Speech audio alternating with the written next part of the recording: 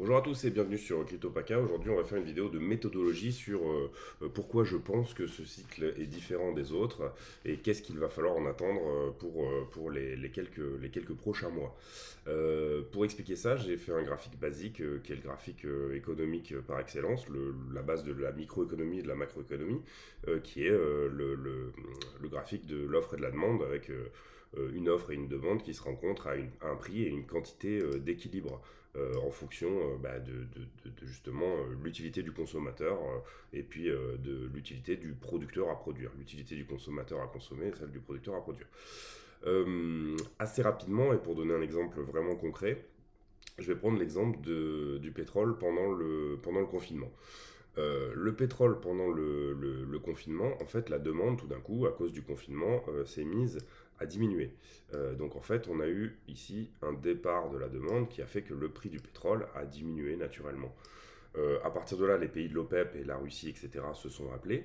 Et puis, ils ont ajusté leur offre, donc ils ont fermé les robinets en gros du pétrole, de manière à faire remonter le prix et à ajuster la demande à un prix qui, eux, leur convenait.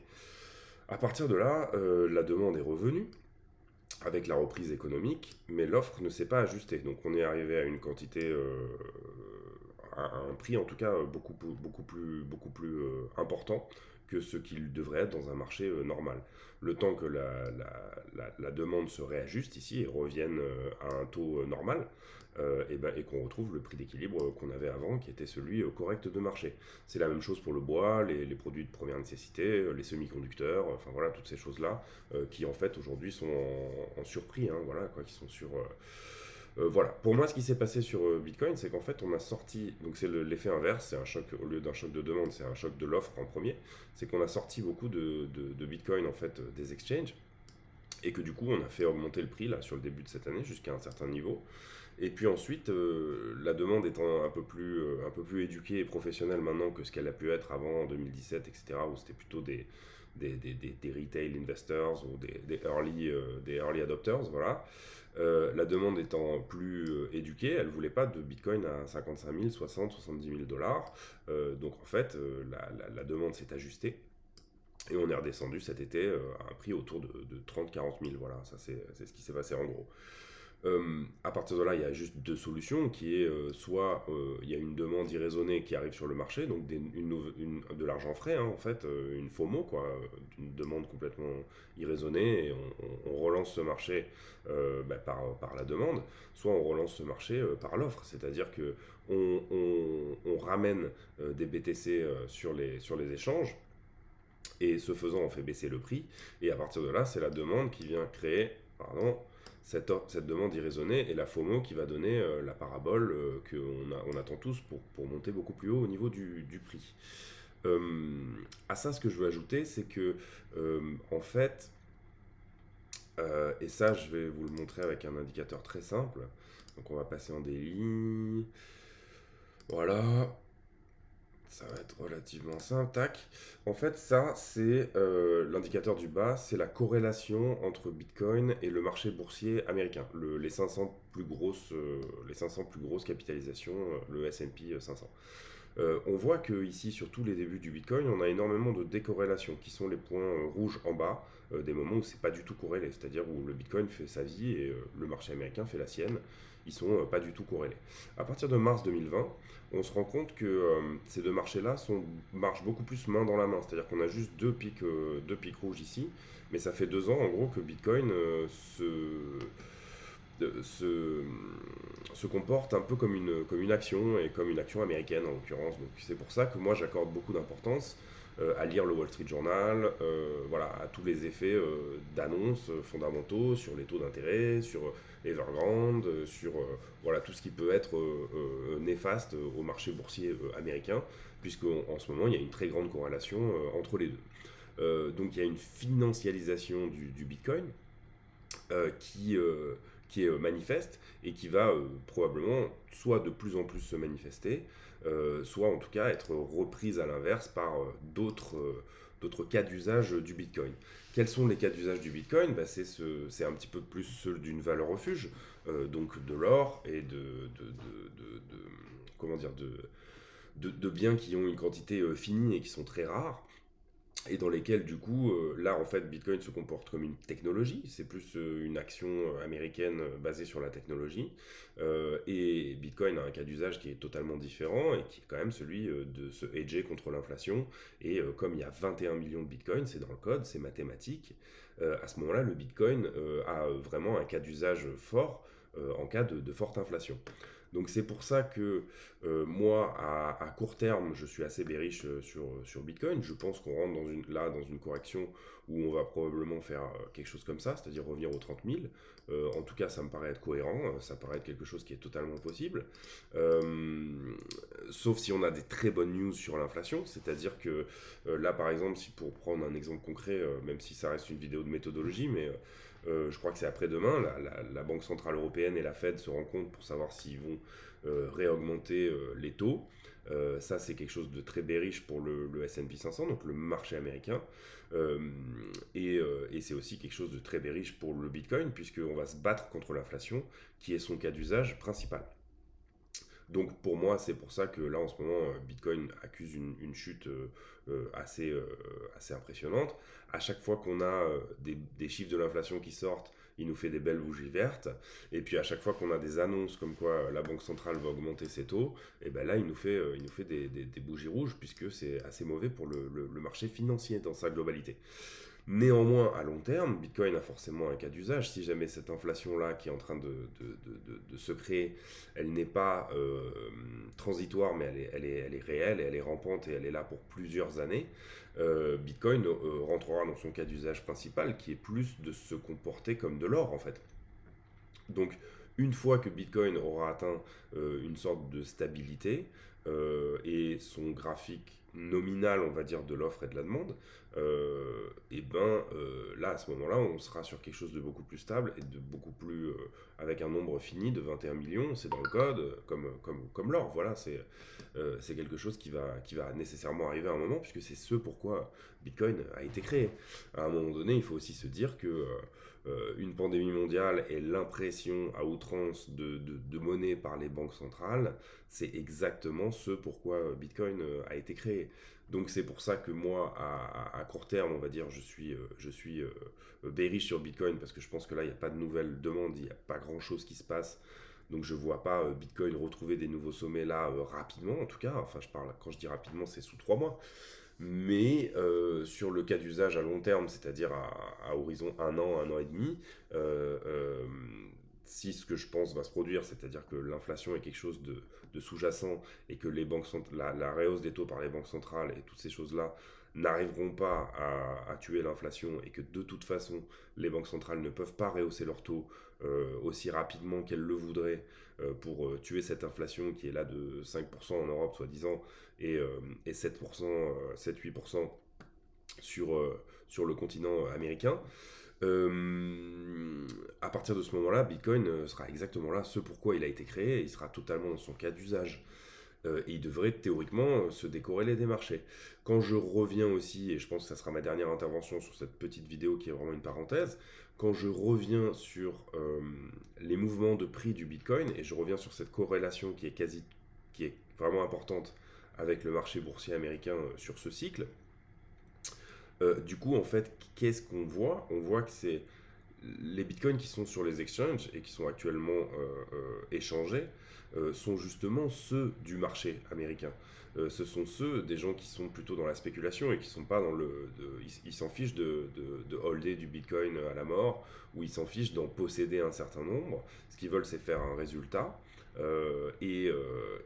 Faire un résultat, voilà, se hedger avant la fin de l'année, éventuellement revenir plus tard pour en racheter, etc. Mais c'est pas du tout, c'est un peu comme une action, quoi. Vous la vendez, mais vous avez aucun lien affectif avec cette action-là. Juste, vous avez fait un profit, et puis c'est très bien.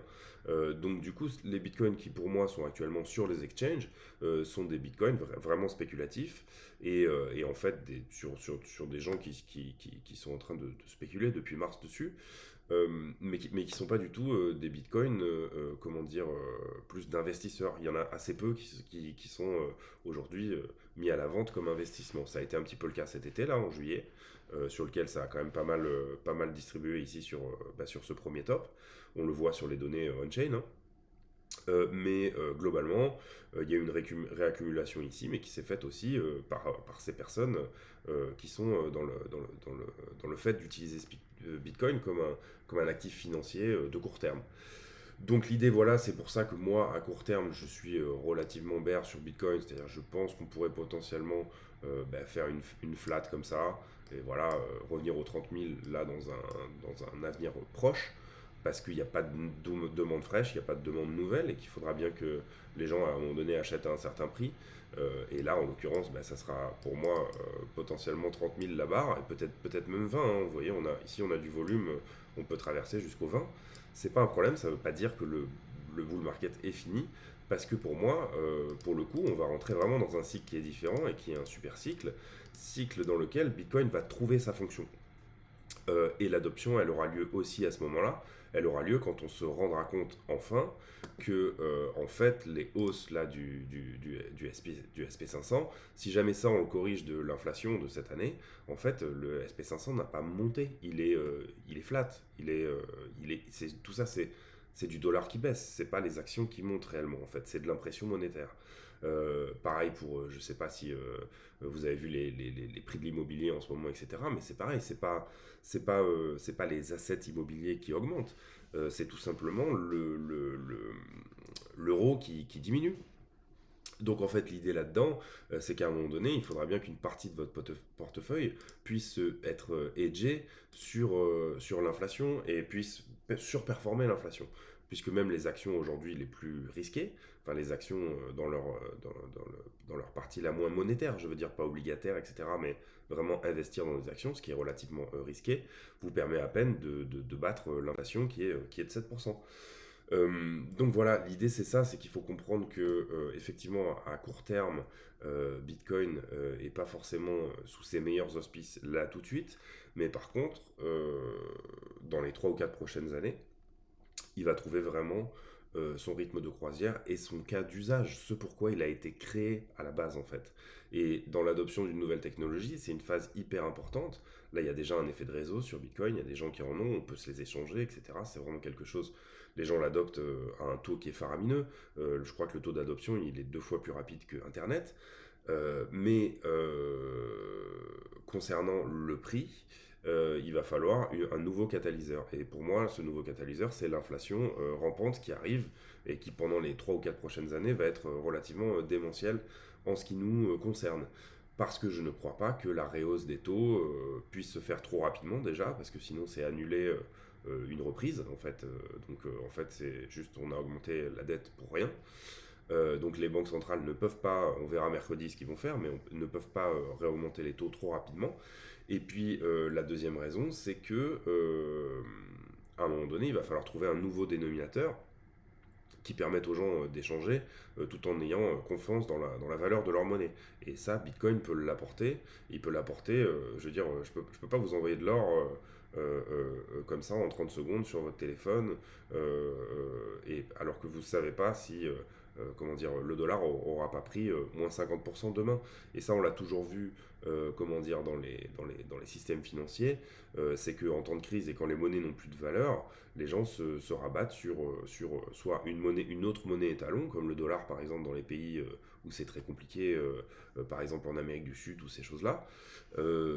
Et si jamais le dollar du coup n'a plus la valeur qu'il devrait avoir, et bien à ce moment-là, soit on retrouve sur sa monnaie au prix d'une récession énorme, une monnaie qui a une certaine valeur, soit on fait avec. Donc Bitcoin est exactement dans le cas d'usage pour lequel il a été créé. C'est ça que je veux dire. Voilà, je pense que c'est tout. Rappelez-vous simplement aussi que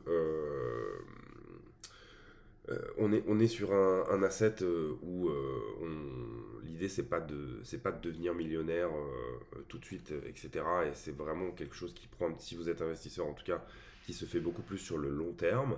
À partir de là, il y a des moyens de gagner de l'argent rapidement qui sont en fait de traiter les mouvements à court terme de Bitcoin et de le trader justement comme un actif financier et de jouer le jeu en fait de ces indicateurs-là. Donc pour ça, il faut suivre les news et puis il faut se lancer dans une activité de de trader à proprement parler. Aujourd'hui, dire que Bitcoin va à 100 000 dollars, c'est n'importe quoi. Parce que c'est pas ce que montrent les indicateurs. Néanmoins, acheter du Bitcoin à 46 000, c'est plutôt une bonne idée. Moi, je le vois comme ça. Racheter encore et garder un petit peu de cash pour acheter du Bitcoin à 30 et à 20, c'est une très très bonne idée aussi. Donc voilà, il faut voir les choses comme ça, je pense. Se dire que le temps du Bitcoin, c'est maintenant. Je pense aussi que Ethereum trouvera ses cas d'usage, mais au même titre que Bitcoin, au travers de l'échange aussi, et parce que c'est un actif qui est déflationniste, même si il n'est pas parfait. Et voilà. Je pense que c'est tout pour aujourd'hui. C'était vraiment une petite parenthèse pour essayer d'expliquer comment moi je vois ce cycle comme un investisseur, plutôt pas du tout comme un trader là pour le coup, mais comme un investisseur. Et aussi également comment je le vois comme un trader, puisque j'ai tendance à beaucoup suivre les news et le fondamental qui est autour, et assez peu faire des analyses de prix uniquement. Voilà, c'est tout pour aujourd'hui. J'espère que ça vous a plu. Si ça vous a plu, n'hésitez pas à mettre un pouce bleu et à vous abonner. Et puis voilà, on se retrouve demain pour une analyse de prix à beaucoup plus court terme et quelque chose de beaucoup moins philosophique. Merci à tous et bonne soirée. Salut!